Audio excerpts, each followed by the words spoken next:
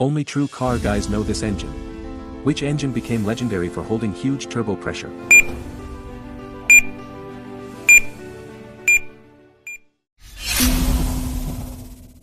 The 2JZ became legendary because Toyota engineered the engine far stronger than factory output required. During development, Toyota focused heavily on durability, which resulted in an iron block with thick cylinder walls, strong internal support, and exceptional tolerance under pressure. This created one of the strongest tuning foundations in modern automotive history. When tuners later increased turbo boost, the engine remained stable far beyond factory expectations. One major reason is block rigidity. Under high combustion pressure, weaker blocks can distort slightly, which creates reliability problems. The 2JZ resists this extremely well. Another reason is the inline-six layout itself. Inline-six engines naturally balance internal forces better than many V-type engines, reducing vibration and stress during high RPM operation. That smoothness helps reliability when power rises dramatically. Over time, builders worldwide discovered that the stock bottom end could survive enormous horsepower when tuned correctly. That reputation created trust, and trust is why the 2JZ became larger than simply an engine. It became a symbol of mechanical confidence. Many modern engines produce more factory power, but very few built the same global respect. Many drivers argue about this. Is underglow legal on public roads?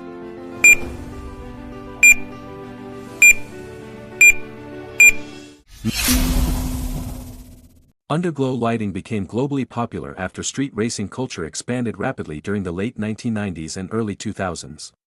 Visually, it gave cars strong night identity, but legally the issue became far more complicated because lighting affects how drivers interpret road signals. The most important factor is color. In many countries, blue and red are heavily restricted because those colors are reserved for emergency vehicles. If a moving car displays similar colors, other drivers may instinctively associate it with police, ambulance, or emergency response vehicles. That creates legal concern even if the driver has no harmful intention. White, amber, or soft neutral colors may be legal in one country while restricted in another. Some countries allow underglow only while parked at shows or events because movement adds distraction risk. Another reason laws differ is that road legislation often reacts slower than car culture evolves. The same modification that looks harmless at a car meet can become illegal once the car enters public traffic. That is why identical underglow setups may be fully accepted in one city and fined heavily in another. Which car wins? Who launches harder stock?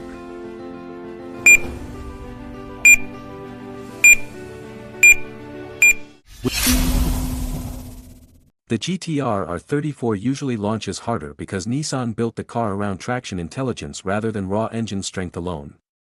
Its ATESA all-wheel drive system constantly monitors grip and redistributes torque when rear traction begins weakening. This happens extremely quickly, often before the driver fully notices it. The Supra for Malawian Quachas, despite massive engine potential, sends all power through rear wheels only. That creates a natural disadvantage during launch because rear tires must handle full torque instantly. On ideal asphalt with perfect traction, the difference becomes smaller.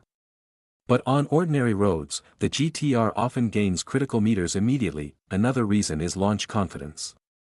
AWD allows earlier throttle commitment because the car remains more stable under sudden power application. However, once speeds rise and traction matters less, the Supra often begins showing why the 2JZ became legendary. That is why these two cars became one of the greatest rivalries in performance history. One represents intelligent grip, the other represents enormous tuning potential. This sound changed JDM forever. Which engine is it?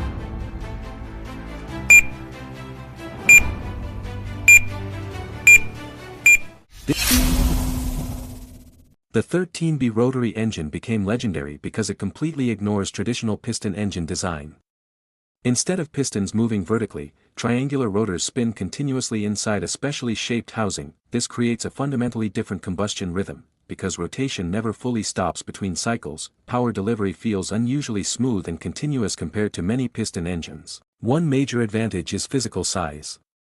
A rotary engine is extremely compact, which allowed Mazda engineers to position it lower and further back in the chassis. That dramatically improved balance inside cars like the RX-7. But the rotary also demands far greater precision. Apex seals, oil metering, and heat control are all more sensitive than in conventional engines. This difficulty became part of its identity. Drivers respect rotary engines because they require attention and mechanical understanding. When a rotary runs correctly, nothing sounds or feels similar. Most drivers fail this instantly. Who has priority at a roundabout?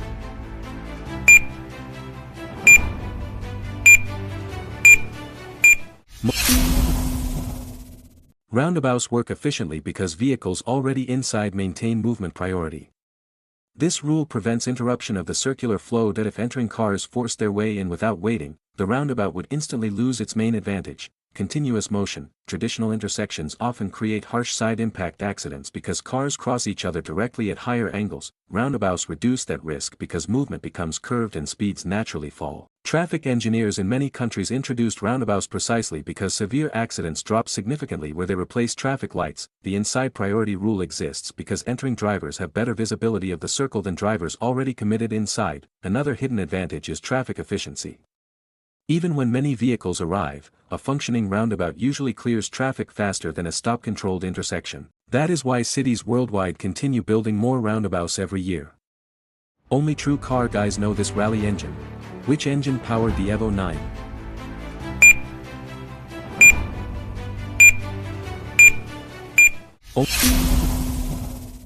The Ford G63 became legendary because Mitsubishi designed it for conditions far beyond ordinary street driving. Rally competition demands repeated high load, unstable surfaces, rapid gear changes, and constant boost transitions. An engine that survives rally survives almost anything. Its iron block gave exceptional strength under pressure, especially when boost levels rose. Another major advantage was response.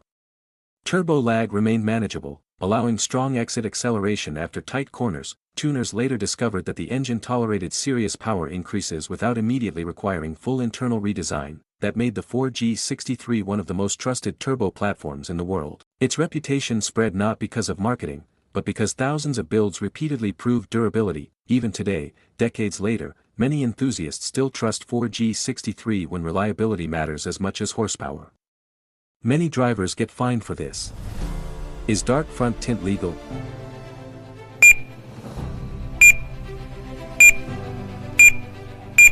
Many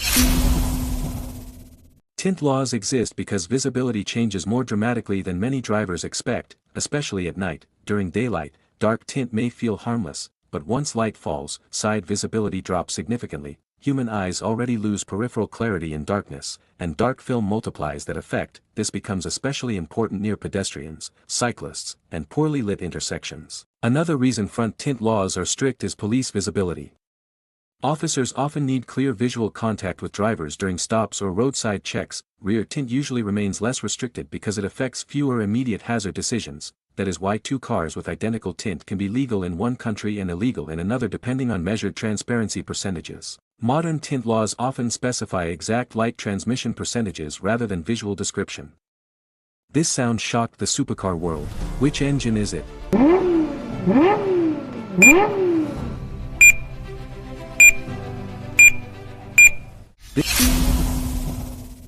The Lexus LFA became one of the most respected modern supercars because it was created not simply as a fast car, but as a technical statement.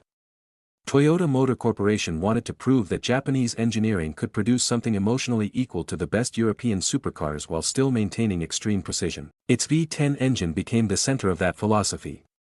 Engineers worked together with Yamaha Corporation to tune the intake and exhaust resonance so carefully that the sound itself became part of the car's identity. One extraordinary fact is how quickly the engine gains RPM. The revs rise so fast that a traditional analog tachometer could not visually react quickly enough, so Lexus installed a digital display instead. That decision was not marketing, it was mechanical necessity. Another reason the engine became unforgettable is its acoustic balance. A V10 naturally produces a sound frequency that sits between the deep force of a V8 and the sharper scream of a V12. At high RPM, the LFA produces one of the clearest naturally aspirated sounds ever recorded in a road car. Even today many engineers and enthusiasts consider it one of the greatest sounding production cars ever built, not because it is loud, but because every frequency feels intentional. That is why the LFA remains rare not only in numbers, but in philosophy. Very few cars were built with sound treated like a primary engineering goal. Only true enthusiasts know why this car became drift history. Which chassis built global drifting?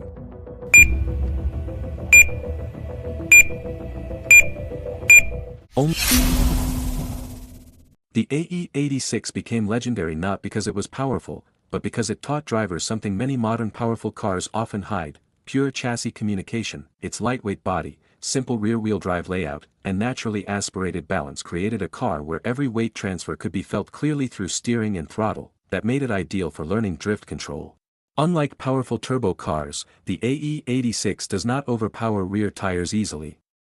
Drivers must create oversteer through momentum, timing, and precise steering input. That means skill becomes visible immediately. Another major reason it became legendary is that the car arrived at exactly the right time during the growth of Japanese mountain driving culture. Its low cost, mechanical simplicity, and reliability made it available to many young enthusiasts. Because it was lightweight, tires lasted longer and mistakes were easier to correct compared to heavier cars. Over time, the AE86 became more than a machine, it became a training tool for driver sensitivity. Many more powerful cars came later, but few taught so much with so little power. That is why even today the AE86 remains one of the most respected driver-focused cars ever built.